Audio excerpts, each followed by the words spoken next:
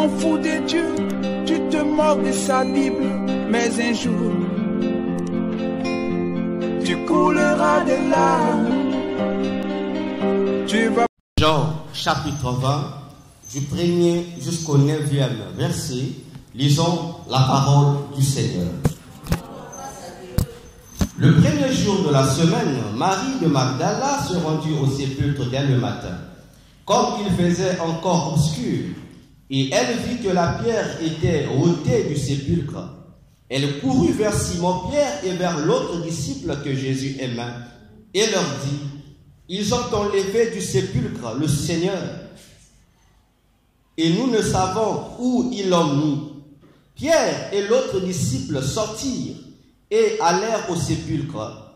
Ils couraient tous deux ensemble, mais l'autre disciple courut plus vite que Pierre et arriva le premier au sépulcre. S'étant baissé, il vit les bandes qui étaient à terre. Cependant, il n'entra pas. Simon-Pierre, qui le suivait, arriva et entra dans le sépulcre. Il vit les bandes qui étaient à terre et le linge qu'on avait mis sur la tête de Jésus, non pas avec les bandes, mais plié dans un lieu à part. Alors l'autre disciple, qui était arrivé le premier au sépulcre, entra aussi, et il vit et il crut, car il ne comprenait pas encore que, selon l'Écriture, Jésus devait ressusciter des morts. Parole du Seigneur, nous acclamons encore et nous pouvons nous mettre.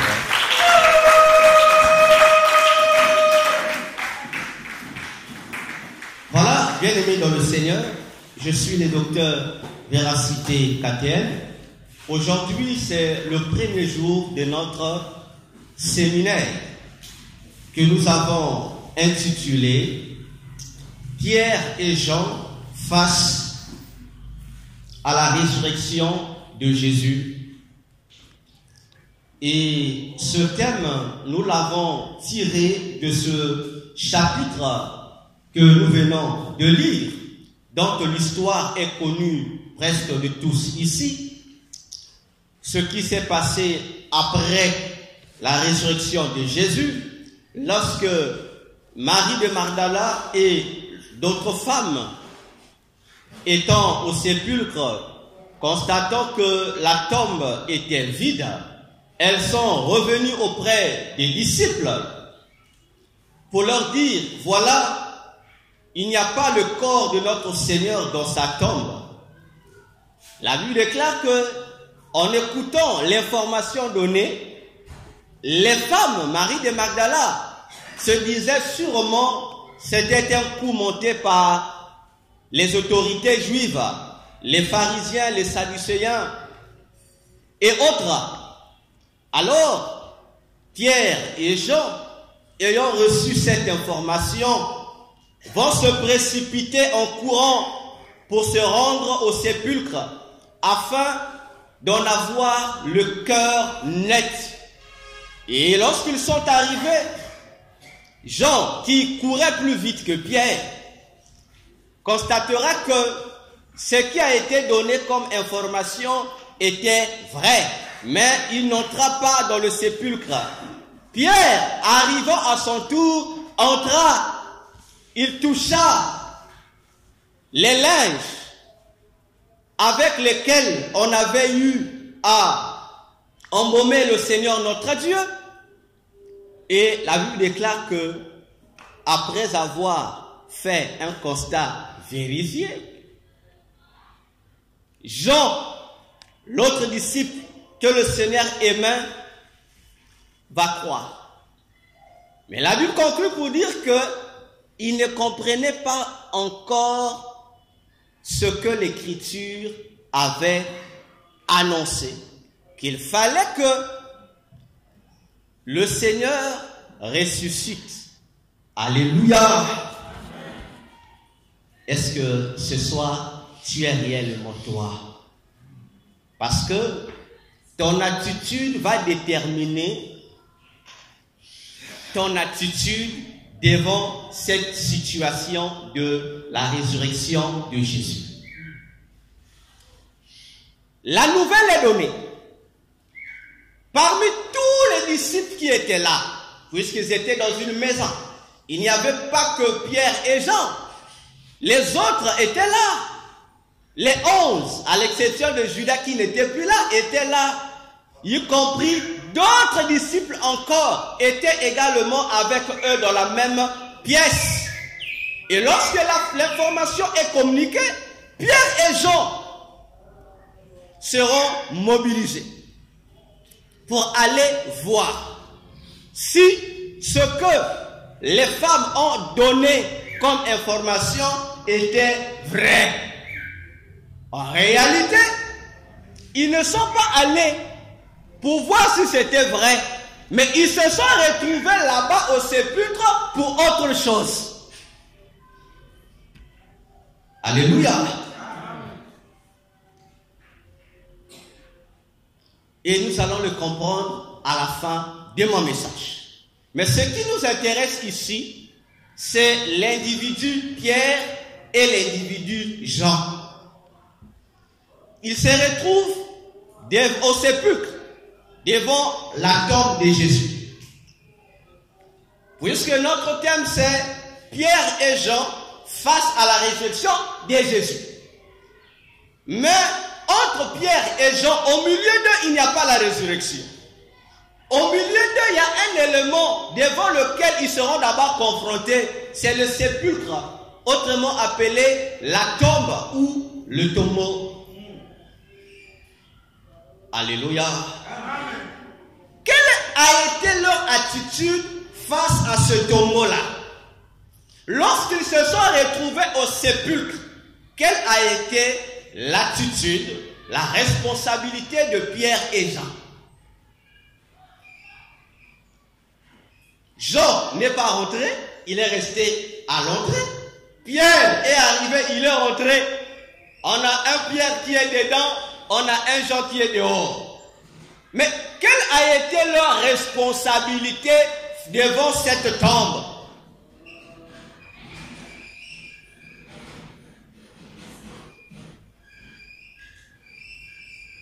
Les deux, lorsqu'ils se sont retrouvés devant la tombe, leur responsabilité a été oubliée.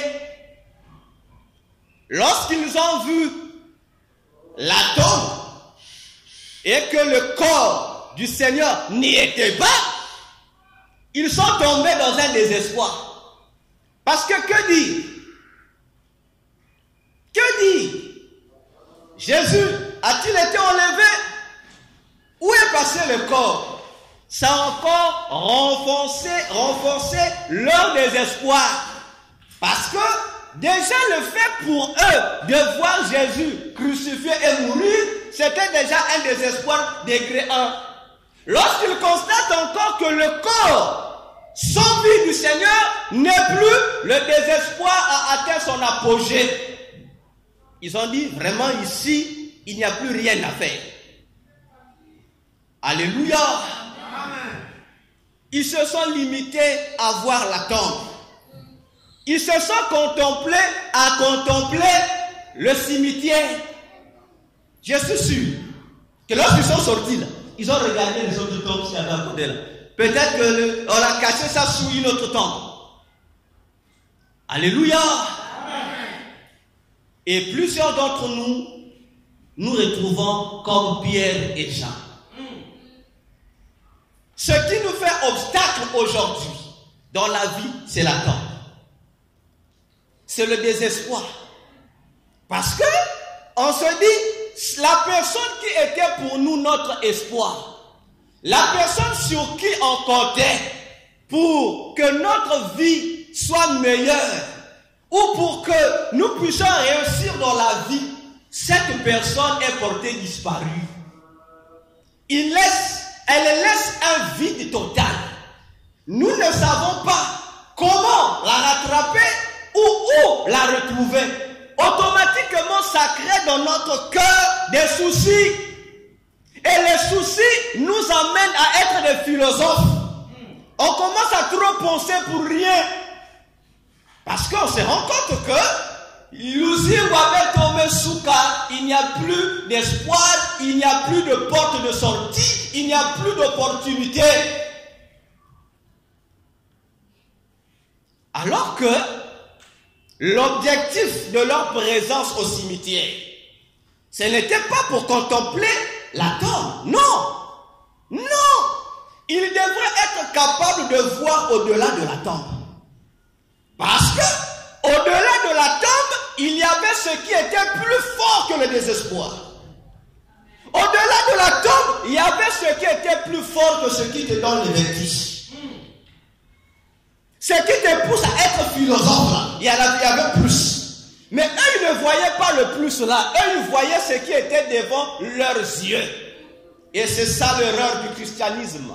C'est ça le danger dans la vie chrétienne. Lorsqu'on n'est plus capable de voir ce qui est plus que ce que nous sommes en train de voir, ça montre qu'aux yeux de notre Dieu, nous ne sommes pas dignes. Parce que au-delà de la tombe, il y avait une promesse qui a été donnée avant même que les années de la tombe n'existent. Jésus avait dit à tous les disciples, en particulier aux 12, à l'intérieur desquels figuraient Jean et Pierre. Ils étaient informés pourtant. Ça fait 3 ans et demi que Jésus répétait cela. Le Fils de l'homme mourra. C'est vrai. Mais le 3e jour, il va ressusciter. Votre attention, vous mes disciples, doit être focalisée sur ma résurrection et non sur ma tombe. Mais les disciples ne s'occupaient plus de ça. La Bible dit que Naïtouaba ou Yavouanda avait. Bon, mais ça veut aussi que toi tu blagues. Mais pourtant, ils ont écouté. Ils ont été avertis. Ils ont été prévenus à tel point que Jésus pouvait ajouter encore dans Jean 16, verset 33, il dira, ne craignez rien, j'ai vaincu les morts. Parce qu'il a constaté que les disciples, ce jour-là, les disciples s'attristaient. Parce que Jésus, sachant qu'il devait mourir, commençait à faire le dernier discours que tout mourant fait. Je vais mourir. Voilà les dernières consignes. Les disciples s'attristaient. Ils ne soyez pas tristes. Réjouissez-vous. Parce que, au-delà de la tristesse que vous voulez voir de ma mort, il y a une vie qui va exister. Alléluia. Amen. Mais combien aujourd'hui de chrétiens ne sont-ils pas devenus des esclaves du désespoir? Combien aujourd'hui, lorsque nous regardons le pays, comment va le pays, on se dit, ah, Boalia à venir qu'il y avait. Donc, Batunion, Sofokuluta. Donc, tout le monde pense à quitter le pays. Tout le monde pense déjà que, voilà, l'examen est là, le bac a été fait. Je dois préparer l'enfant qui aille déjà à l'étranger parce qu'au pays ici, je vois qu'il n'y a plus de vie. C'est vrai, il n'y a plus de vie au pays. C'est la tombe. On voit la tombe, oui, il n'y a plus de vie dans le pays. Exactement, le pays ne nous donne pas une opportunité de croire qu'il y a un avenir meilleur pour ce Congo. C'est vrai, c'est pas faux. Alléluia. Amen. Mais il y a une chose, toi chrétien, on peut donner ce ton aux païens de penser ainsi, c'est normal. Parce que le païen n'a aucun espoir. Le païen n'a aucune promesse reçue du Créateur. Mais toi chrétien, tu as reçu la promesse qu'au-delà du désespoir du Congo, la résurrection a existé. Que ta vie en tant que chrétien n'a aucun rapport avec ce que le gouvernement congolais peut prévoir. Parce que ta vie dépend de la promesse que Jésus t'a faite. Alléluia. Pierre et Jean devaient se contenter de la promesse de la résurrection et non de la tombe. Que Jésus soit dans la tombe ou pas, ce n'est pas ton problème. Ton problème, fais confiance à la résurrection. Parce que la résurrection, c'est ça, le vrai coffret qui va apporter la réponse à toutes tes interrogations. Amen. Alléluia. Amen. Voilà pourquoi nous parlons de la responsabilité de Pierre et des gens devant la résurrection. Combien de chrétiens aujourd'hui pensent-ils qu'ils sont inutiles? Combien? Surtout les jeunes. Tu regardes les parents n'ont rien. Tu regardes la condition des parents. Tu te dis, Mouniaï, vraiment, vous avez dit combien? Combien d'enfants aujourd'hui n'ont-ils pas haï la famille? Combien aujourd'hui de personnes, eux-mêmes, ils ont créé l'association de la haine? Donc, il est tel, et dès que vous n'y a pas causé de rien. Un tel, malgré pour soutenir nous, n'y a pas causé de rien. Alléluia! Non, mon frère, non. Tu n'as pas besoin de faire partie de cette association-là. Non, tu n'en as pas besoin. X t'a aidé ou pas, tu n'as pas besoin de le haïr. Non! De toute façon, ce sont ses moyens. Qu'il tienne ou pas, mais ça te choque en quoi? Alléluia! Alléluia! Parce qu'en force d'avoir le regard fixé sur ces moyens, tu seras condamné à avoir des estomacs tous les jours. Les céphalées seront ton partage. Alléluia! Parce que si aussi vrai que tu es chrétien, le Dieu que tu sers a dit, maudit soit l'homme qui se confie en l'homme. Alléluia! Non, je veux que tu changes ton attitude devant la tente. Change ton attitude devant ton échec. Parce que même si tu n'as rien, tu peux réussir dans la vie. Parce que le Jésus que tu sais, il n'est pas forcément obligé pour te bénir, il faut qu'il passe par X, Y. Ah non. Non. Ah non. Saoul est devenu roi. Qui est venu le voir chez lui pour dire qu'il doit être roi? Ah, c'est ça le problème avec lui. Saoul sort pour autre chose. On l'envoie chercher les annexes de son père. Mais il est surpris. Il rencontre un individu qui va lui vient consulter le prophète pour autre chose. Le prophète aussi lui donne autre chose. Il dit, bon, Dieu t'a choisi. Dieu a utilisé qui pour lui donner la royauté. Alléluia.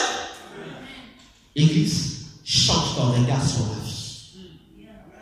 Ton avenir n'a rien à voir avec ce que tes parents ont projeté pour toi. Donc tes parents ont un projet pour toi. Oui, le Dieu qui t'a créé aussi a un projet pour toi. Que tu sois orphelin ou orpheline de père et de mère ne peut pas limiter tes projets de la vie. Parce que tu as un père, lui il ne meurt pas. Il ne connaît pas la variation du temps. Il reste le même aujourd'hui et éternellement. Mais pourquoi ne pas lui faire confiance? Alléluia. Alléluia. Non, au-delà de la tombe, il y a la vie.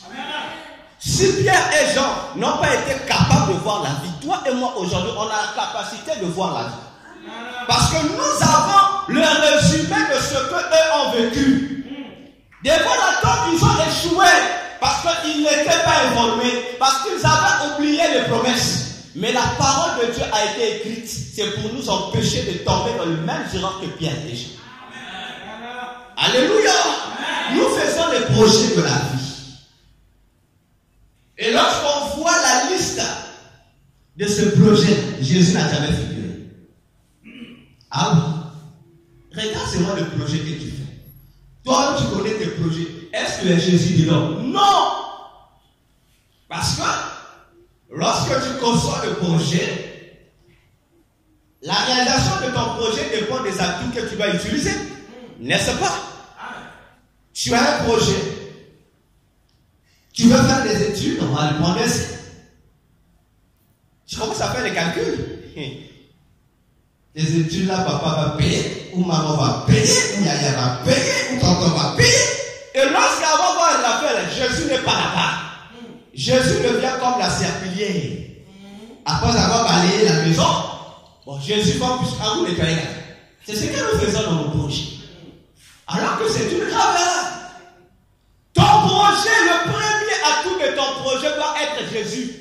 Avant de mentionner qui que ce soit, commence d'abord à dire, je vais réaliser mon projet d'abord avec Jésus. Maintenant, quand toi tu commences ton projet avec les humains, Voilà pourquoi aujourd'hui on trouve que c'est compliqué. Mais si tu commences avec Jésus, Jésus occupera la place qu'il faut. Alléluia. Amen. Alléluia. Amen. Donc fais de Jésus les premiers éléments de ton projet. Donc avant de mentionner les autres, on dit d'abord Jésus numéro 1 dans ce projet-ci, c'est Jésus qui va pouvoir, et en second lieu, tu peux lister les autres. Parce que Jésus aime les courageux.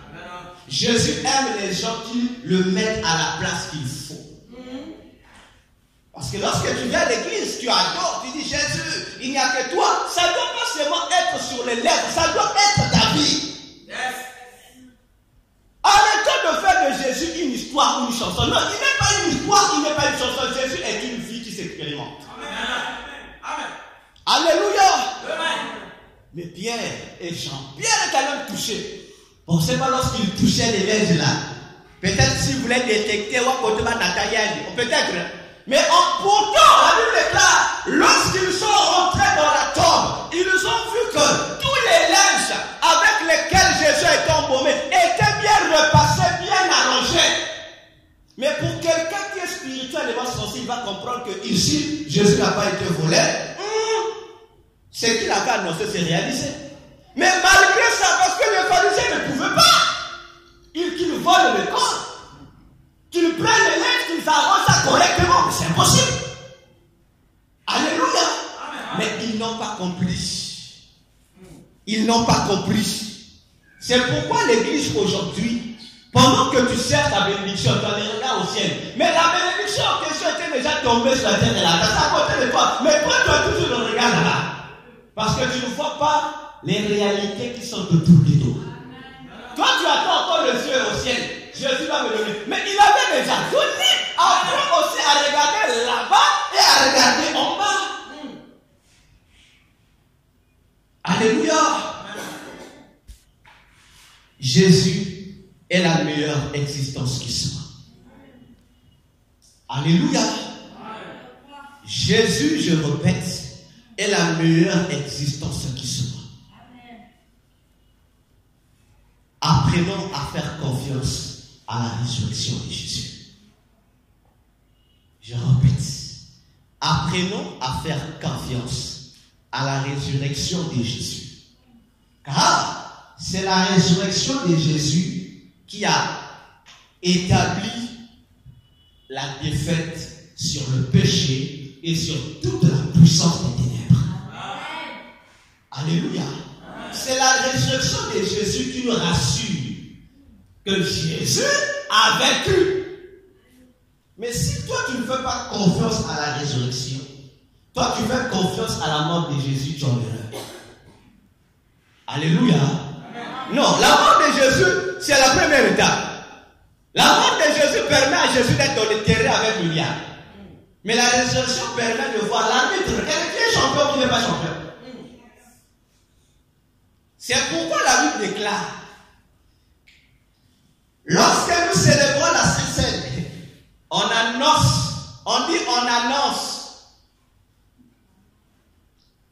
la mort et le retour. Mais il ne peut pas avoir le retour s'il n'y a pas de résurrection. Alléluia. La résurrection fait le pont entre la mort et le retour. Mais si toi tu es focalisé sur la mort, Jésus est mort sur la croix. Jésus a dit tout est accompli. Non, sur la croix, il n'a pas dit tout est accompli pour toi. Sur la croix, il n'a pas dit tout est accompli pour toi. Il a dit tout est accompli pour lui. Parce que sur la croix, il doit accomplir la mission pour laquelle il est venu sur la terre. Mais ce qui te concerne, toi et moi, c'est ce qui se passe après la croix. Est-ce que quelqu'un a compris? Sur la croix, c'est lui.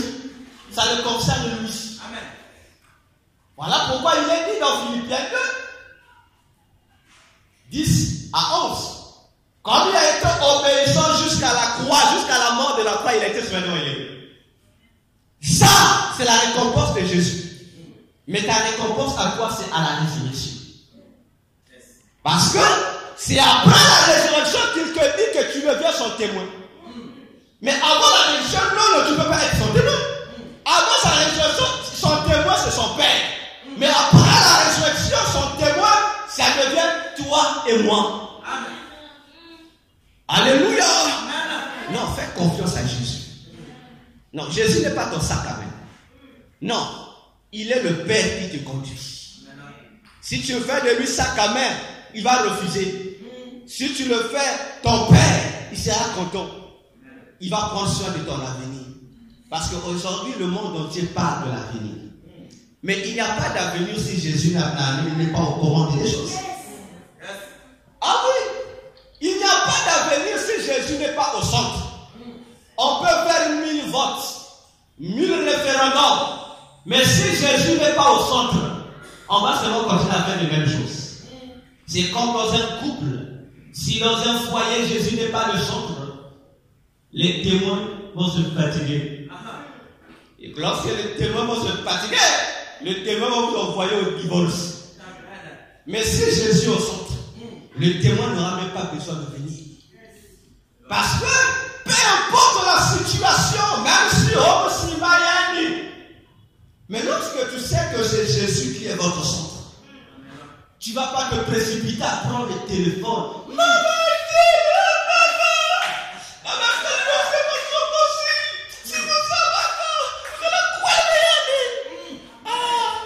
Alors que le jour où tu étais devant la chair, lorsque tu parlais, Jésus m'a donné l'âme en question. Mais lorsque ça capote, on oublie Jésus. Non, attention avec Jésus.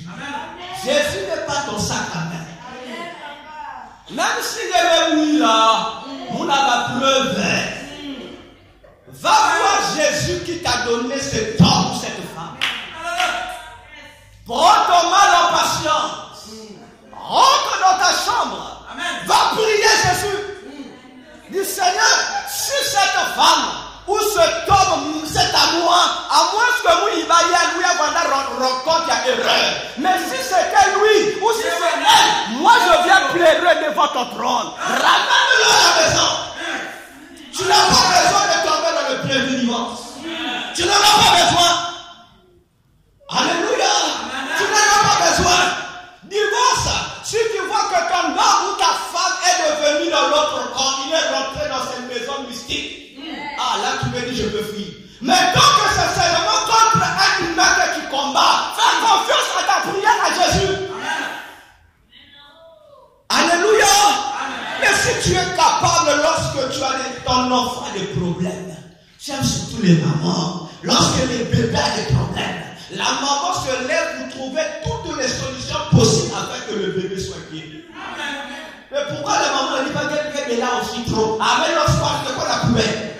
Mais pourquoi tu n'es pas capable de faire ça pour ton mari?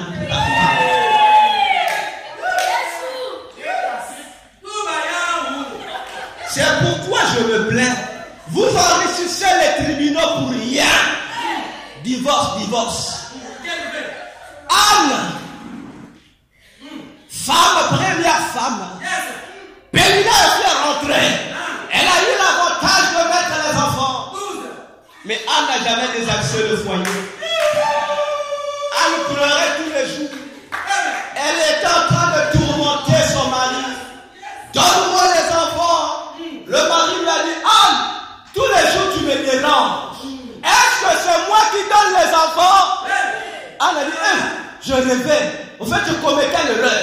Le problème d'enfant, ce n'est pas mon mari, c'est Dieu. Elle est allée ce jour-là au temple pleurer avec Dieu. Elle n'a pas eu besoin de consulter l'homme de Dieu.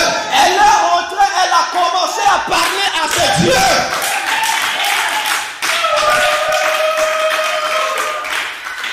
Alléluia. Ne tombe pas dans la même erreur que Pierre et Jean. Est-ce que ça va? Est-ce que tu peux encore calmer pour le Seigneur?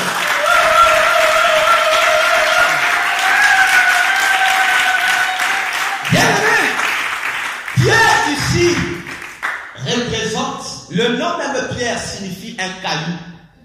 Toi et moi nous connaissons c'est quoi un caillou, n'est-ce pas? Pierre, son nom signifie un caillou. Et ici nous voulons expliquer quel quelle est l'attitude que tu dois avoir lorsque tu es devant une tombe? Lorsque tu es devant le malheur, lorsque tu es devant le désespoir, lorsque tu penses que tout est fini pour toi, il faut que tu puisses porter le nom Pierre. Son nom signifie caillou. Or, un caillou, c'est quelque chose de dur, quelque chose de solide. Alléluia. Or, quelque chose qui est dur, c'est quelque chose qui témoigne. De quoi? Ça témoigne d'une résistance de plusieurs épreuves.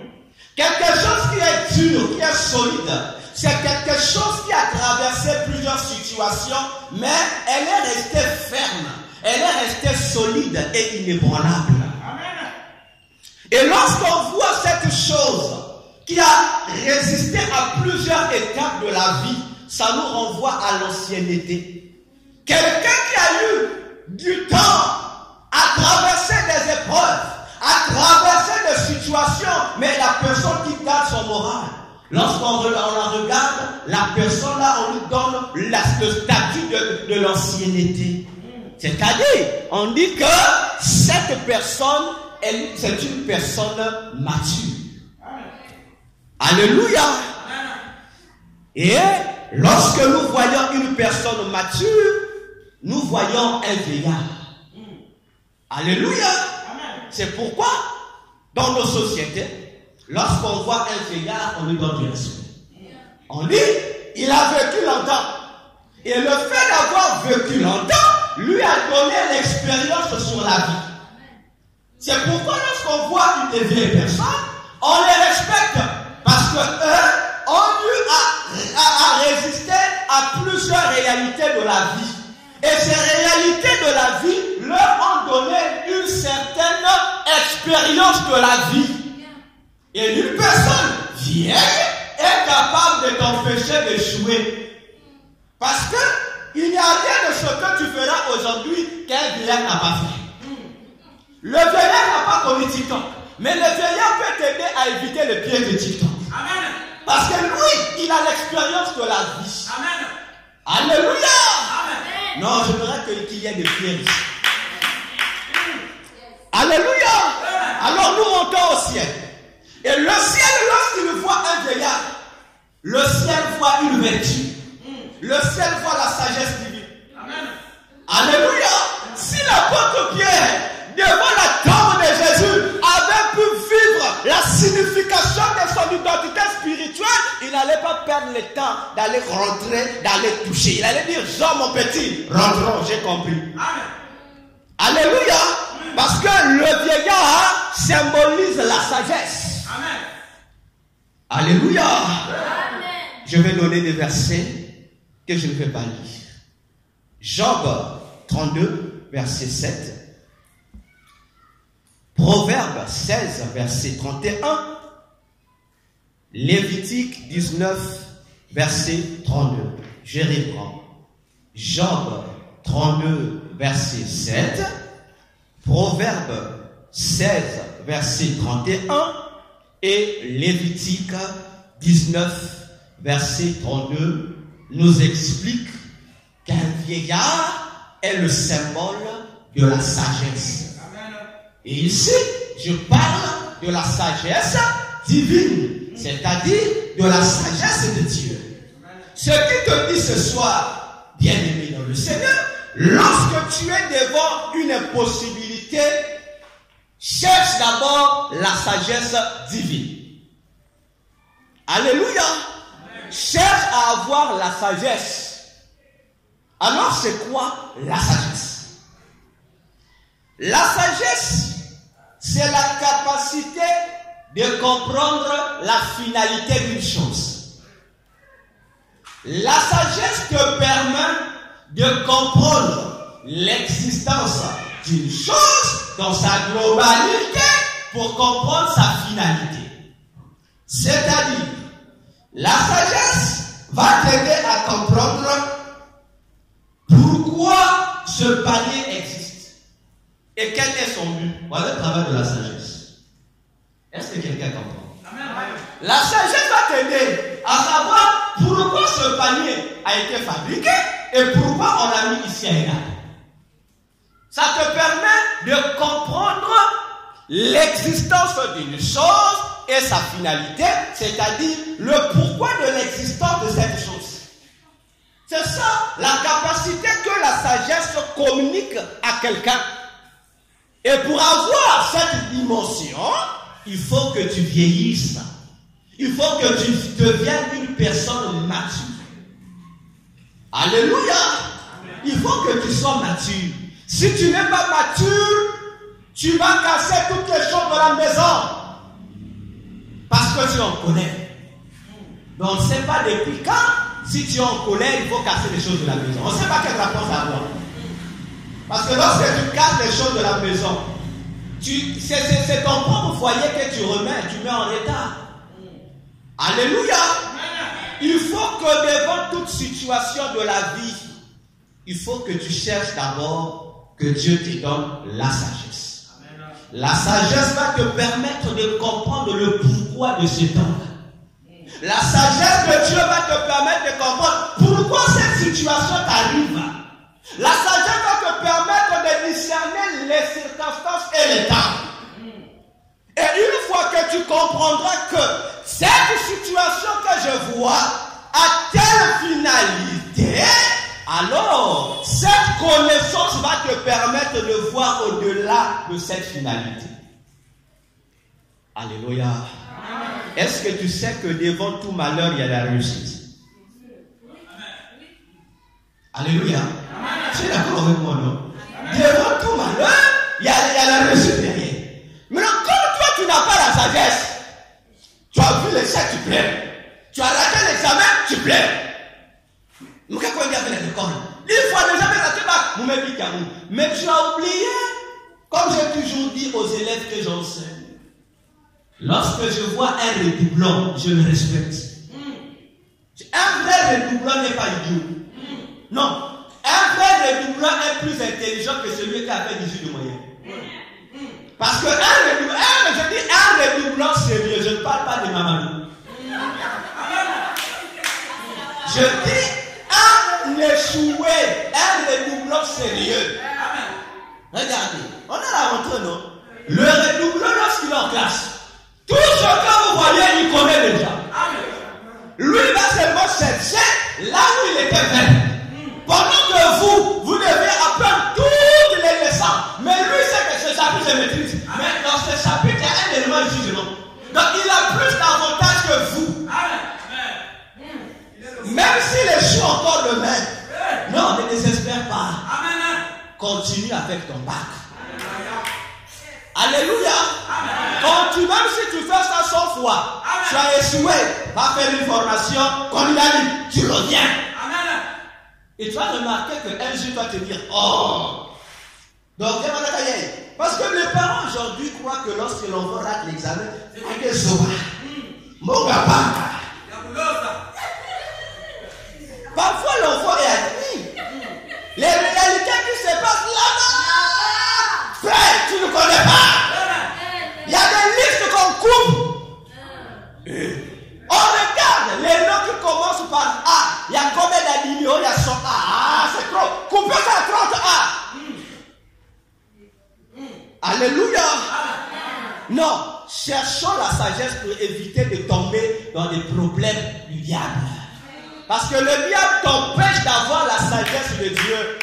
Parce que si tu n'as pas la sagesse de Dieu, tu ne sauras pas discerner le temps et les circonstances. Tu seras comme Pierre déjà. La tombe est vide. Mais tu ne comprends pas, c'est quelqu'un de c'est le temps de la résurrection. Alléluia. Tu as échoué. Viens à l'église. Dis, Seigneur, je donne le témoignage. Je bénis Jésus parce que j'ai échoué à l'examen. Je suis sûr que même le protocole va dire, les autres, non. Alléluia. Mais parfois Jésus a vu. Si tu as eu le bac cette année-ci, là où les parents devaient t'envoyer en Chine, Jésus a vu qu'en Chine, il y a eu une épidémie là-bas. Jésus t'a empêché d'être contaminé parce que tu es sans avoir. Mais comme toi, tu n'as pas compris, tu t'es fâché contre Dieu. Oh, vous savez, il n'y a pas. Vous pensez que tu n'as pas. Vous avez la nuit de prière. Tu n'as pas compris, c'est de la sagesse de Dieu.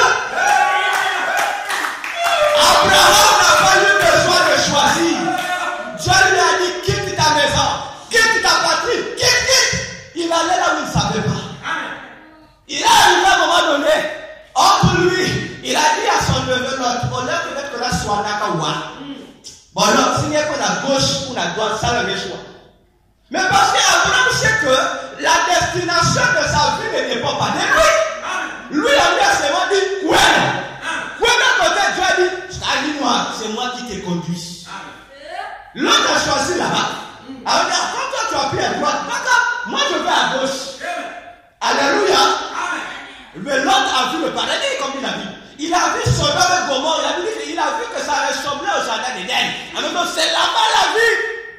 Mais Abraham allait à droite ou à gauche, là où il ne connaissait pas. Et là où Abraham va partir, c'est un lieu désertique. Là où l'autre est parti, physiquement c'était un bon endroit.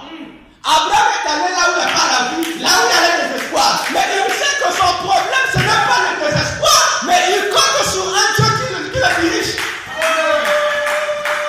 Alléluia. Je répète ici, fâche-toi si tu vas te fâcher. Les projets que tu fais sur ton enfant n'ont pas plus de valeur que les projets que tu as sur ton enfant. C'est pourquoi, parents, lorsque tu pries pour l'avenir de ton enfant, dis à Dieu, Seigneur, j'ai mes projets sur mon bébé. Mais avant, Seigneur, pour toi d'abord, puisse réaliser sur l'enfant. Parce que, à cause de nos choix, plusieurs enfants ne sont pas dans le plan de Dieu. Tu te réjouis. Mon enfant fait longues études. Je l'ai envoyé en Europe, c'est bien. Mon enfant aujourd'hui devient un grand homme et un grand société, c'est bien. Mes parents, tu te poses-tu la question de savoir si la vie que l'enfant a est celle que Dieu a prévue pour lui. C'est pourquoi pour les chrétiens, moi je n'ai pas un problème avec les païens. On a dit aux chrétiens, comme a dit, j'ai entendu ici, que ta volonté soit faite.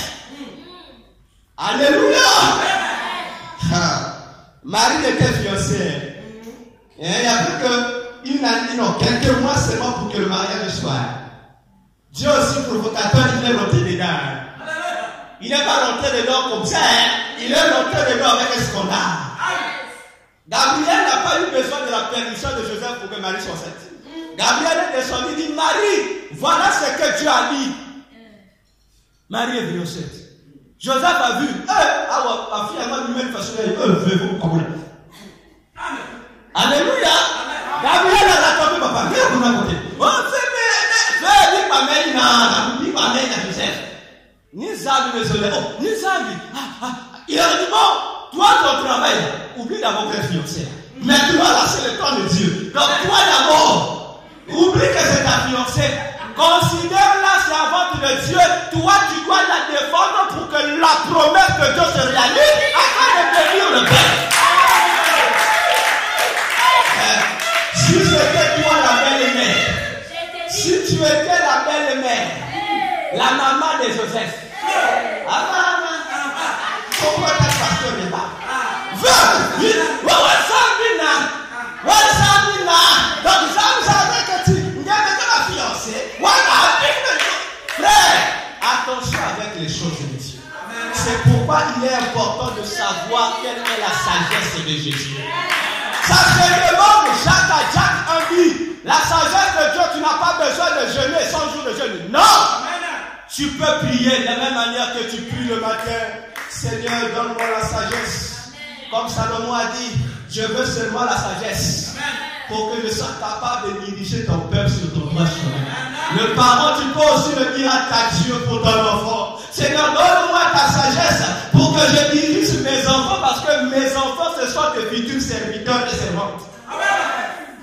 Ah, lorsqu'on dit ça, on a dit ça dans ça, mais c'est bien qui fait vraiment président. Alléluia. Non, est-ce que quelqu'un est dans la joie ce soir?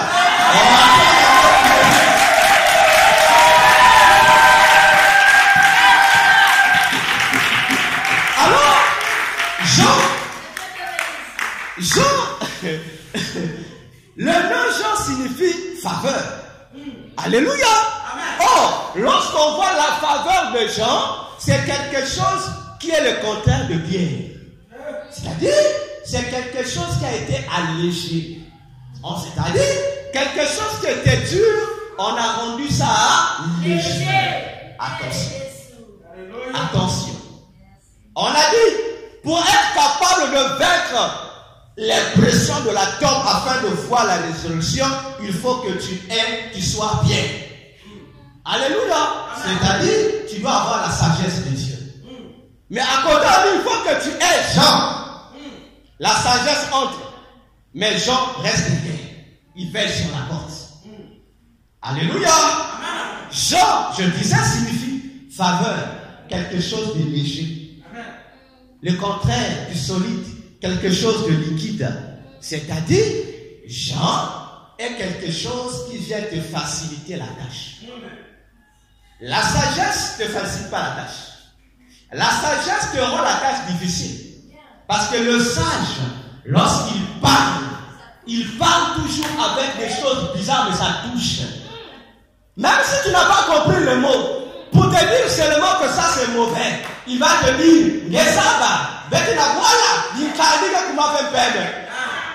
il t'a donné la solution, mais ça donne des vertiges. Tu dois chercher à comprendre ça, qu'est-ce qu'il a voulu dire.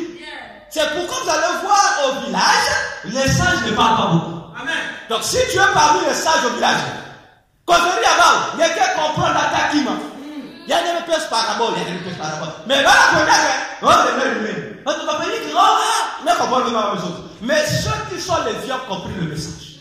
Mais Jean, lui, vient faciliter les choses. Amen. Alléluia. Il vient te faciliter la tâche. Et la chose qui vient alléger la chose, c'est quelque chose de nouveau. Parce que Pierre rappelle quelque chose d'ancien.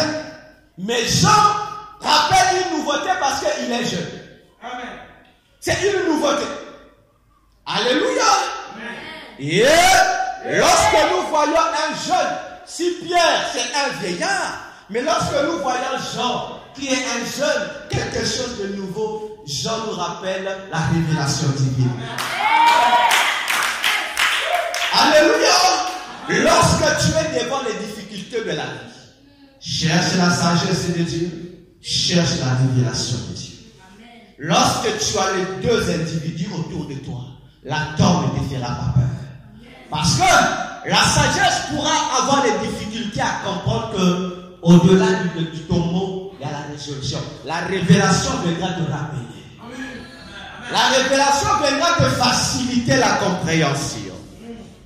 Alléluia. Est-ce que quelqu'un me comprend? Lisez Proverbe 20, verset 29. Et lorsque nous parlons de la révélation, nous parlons de l'intelligence de Dieu. L'intelligence, ce n'est pas la sagesse. La sagesse te permet de comprendre le pourquoi d'une chose. Mais l'intelligence te permet de comprendre le fonctionnement d'une chose. Est-ce que ça va? La sagesse te permet de comprendre pourquoi ce panier existe, quelle est sa mission. Mais l'intelligence va t'expliquer comment ce panier a été fabriqué pour remplir sa mission. C'est ça le travail de l'intelligence. C'est ça le travail de la révélation. Alléluia. Parce que le but de ce programme, c'est faire intervenir le réveil. Alléluia. C'est-à-dire, il y a quelque chose au-dedans de toi, au-dedans de moi, que nous voulons réveiller. Il y a quelque chose qui est caché dans la tombe, qu'on veut sortir pour dire non, ta place ce n'est pas dans le tombeau, mais ta place c'est auprès de la résurrection. Parce que la résurrection c'est quitter un état de mort pour un état éveillé. C'est ça là, c'est ça le réveil. Alléluia. C'est ça le réveil. Et la prophétie de Joël avait dit ceci. Avant même que je touche la prophétie de Joël, vous savez, dans le réveil, il ne faut pas exclure les vieux ou les jeunes. Il faut les associer. Parce que pour qu'il y ait un réveil, pour qu'il y ait développement à tous les niveaux sociaux, il faut faire que les vieux et les jeunes marchent main dans la main. Il faut associer la sagesse à l'intelligence. Alléluia. Parce que la sagesse va employer des mots compliqués. Mais il faut l'intelligence pour faciliter. La sagesse parle en français, l'intelligence parle en kitouba. Oh, si la sagesse, elle est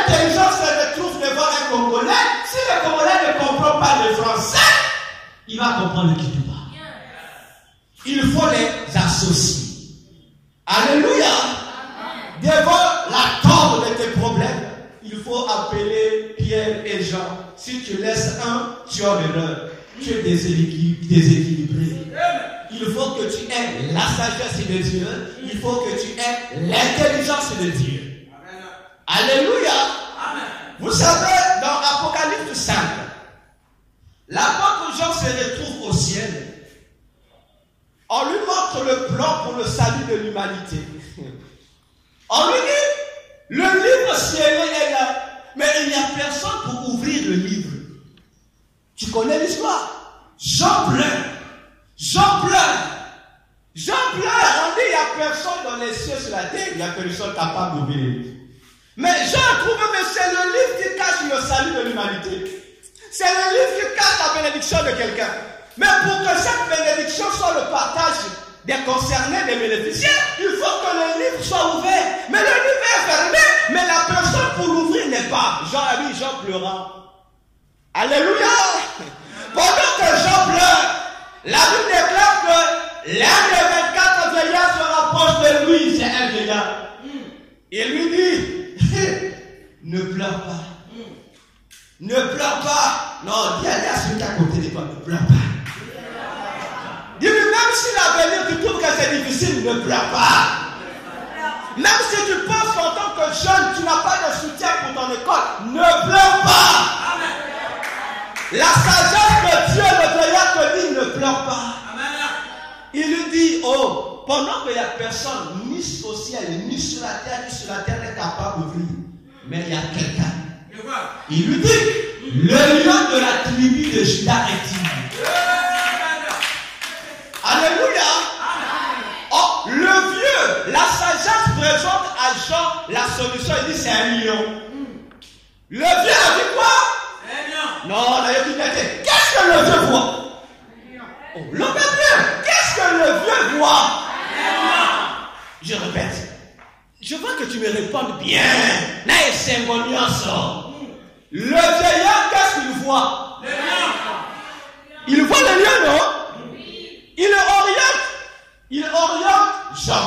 Il lui dit, la solution c'est le lion.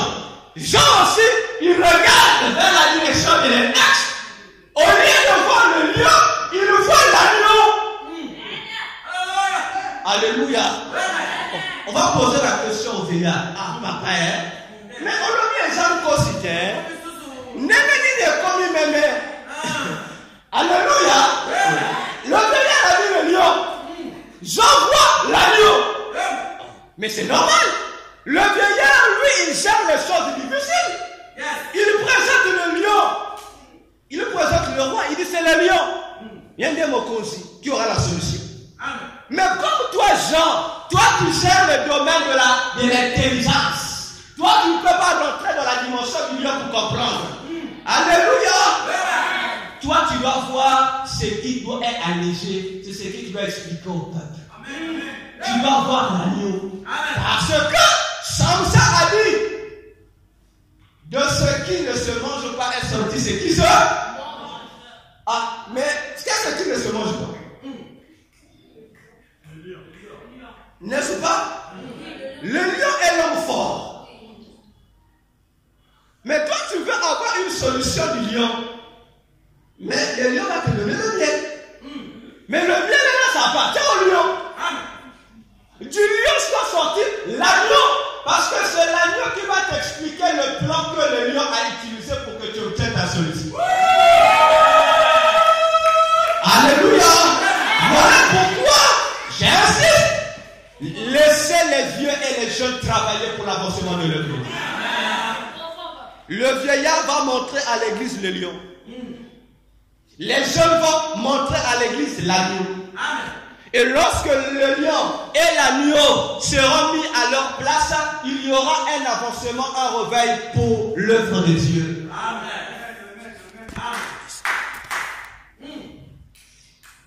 Alléluia. Alors, la prophétie de Joël donne une information qui échappe aujourd'hui à l'église. Nous connaissons Joël 2. Ça s'est accompli à la Pentecôte. Alléluia. Qu'est-ce dit la prophétie? Peut-être que tu ne lis pas bien. Peut-être que tu ne prends pas attention. La prophétie a dit, dans les derniers jours, je répandrai mon esprit sur tout. Ah, là tout le monde est content. Tout le monde est content. Et la prophétie commence à préciser. On dit, les vieillards auront quoi? Ah, oh, l'homme est bien. Oh. Les vieillards auront les songes. Ah, on donne le songe aux vieillards. Mais on donne quoi aux jeunes? Ah, on donne la vision aux... Ah, bien. Je pose la question, frère. Mais le songe, on le fait lorsqu'on dort, non? Ah, c'est pas ça. Tu ne peux pas être veillé pour rêver. Non. Non. À moins que vous allez me bloquer. Alléluia. La prophétie dans le Nouveau Testament. Dans la Nouvelle Alliance, on donne la place des vieux. On dit leur place c'est où? C'est sur le lit. Donc, on leur donne une responsabilité lourde. Parce que c'est eux qui détiennent la sagesse. On demande aux vieux, ils doivent se forcer à toujours dormir. Parce que lorsque le vieux ira dormir, c'est là où il reviendra avec le signe éternel. Amen. Ah, est-ce que quelqu'un me comprend? Amen. Est-ce que dans cette église il y a les vieux? Est-ce qu'il y a les vieux? Oui. Ok, il faut dire aux vieux, Dieu a besoin que vous allez dormir. Lorsque vous allez dormir, c'est là que Dieu va vous donner des songes. Ancien, il faut dormir. Il faut dormir pour avoir le songe. Alléluia. Parce que les songes, l'église en a besoin. Mais pour que le songe soit à l'église, le vieillard doit dormir. Parce que son lieu de travail, la prophétie de Joël a dit, c'est dans la chambre sous le lit. Donc vous devez créer des lits pour les vieillards de cette église. Alléluia. Ils doivent dormir. Mais si l'ancienne Alphonsine a des problèmes de le foyer, comment elle va dormir? Ah, donc vous devez vous efforcer à faire que l'ancienne puisse seulement avoir le lit pour dormir. Donc si se réveille, non, là, il chouchou. Parce que son sommeil doit payer. Lorsqu'elle se réveille, elle va dire, j'ai rêvé, Dieu a dit ceci. Mais si elle se réveille seulement, oh, l'homme va la demander à lui, tu n'as pas bien dormi. Non! Alléluia! Parce que le lit représente la disponibilité de l'esprit du vieillard et en communication avec l'esprit. Les vieux dans les églises doivent avoir l'esprit libre. Leur travail, parce qu'ils ont une expérience avec Dieu. Ils ont commencé avant Jean. Le vieillard doit avoir ce temps.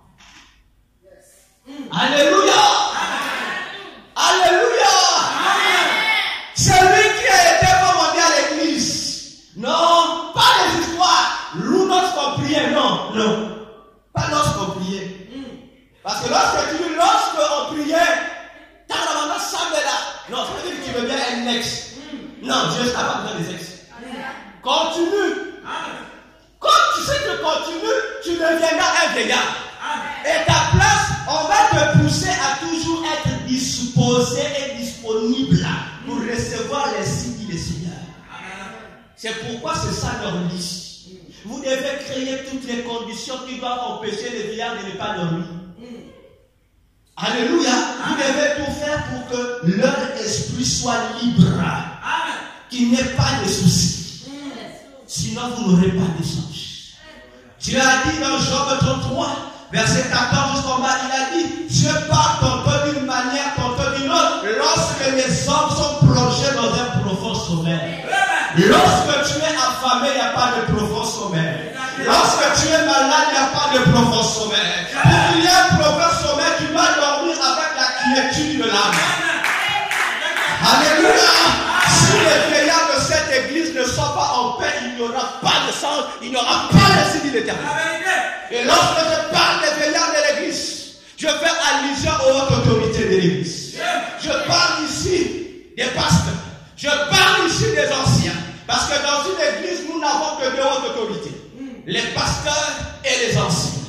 Si les anciens ne sont pas posés à leur endroit, endroit sur l'heure, ils ne vont pas rêver. Il n'y aura pas de rêve. Alléluia. C'est pourquoi vos anciens de l'église, il faut leur forcer de dormir. Alléluia. Et on donne aux jeunes. On dit il doit avoir quoi? La vision.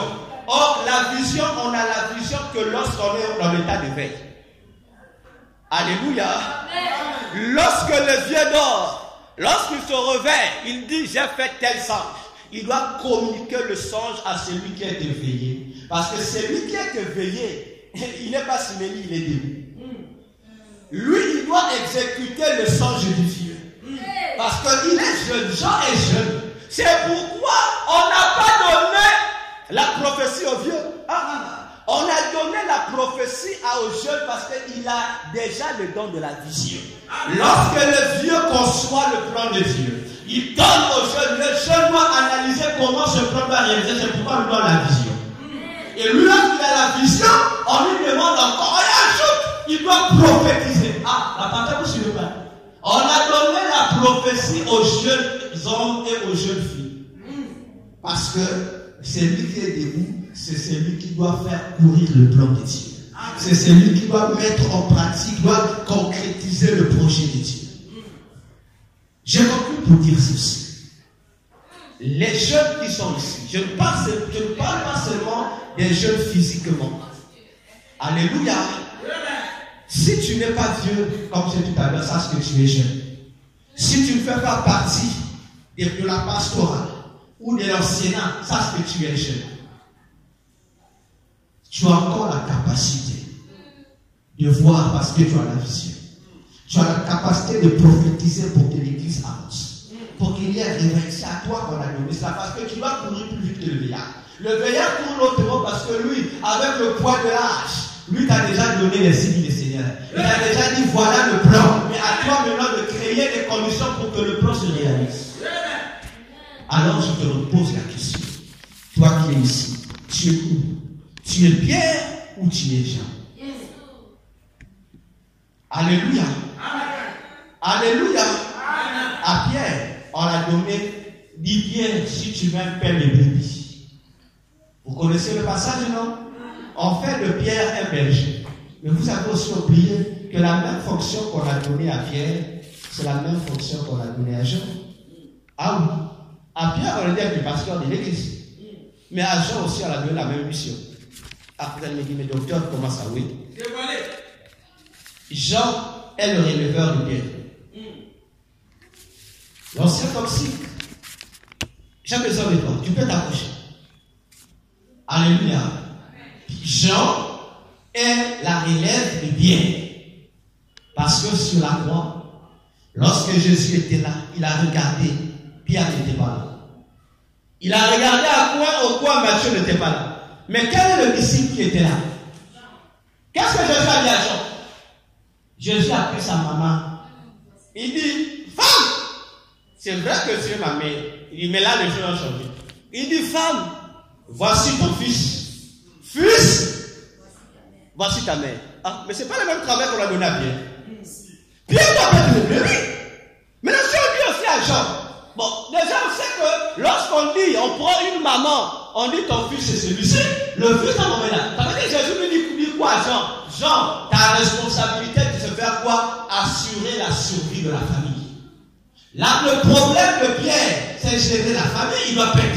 Mais Jean, on dit, Jean, va surveiller Pierre. Lorsque Pierre sera absent, toi, Jean, prends la relève. Parce que la finalité de l'église, c'est quoi lorsqu'on lit la Bible? L'église, le dernier apôtre qui est resté, c'est qui? C'était Jean. Et la Bible déclare que Jésus a donné à Jean une longue vie. Parce que Jésus savait que, étant jeune, Jean avait le potentiel que Pierre n'a pas. Et puisque tu es jeune, tu as le potentiel que le pasteur Sylvain n'a pas.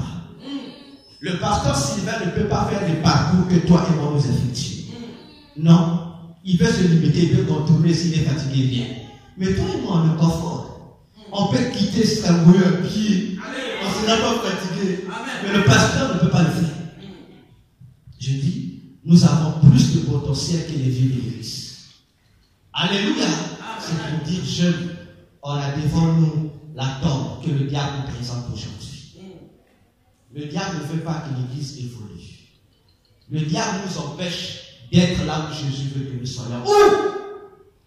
Dans l'obéissance. L'ancien, s'il te plaît, continue dans la prière tout en nous expliquant c'est quoi l'obéissance, pour que le peuple comprenne le réveil dont Jésus a besoin pour cette assemblée. Merci.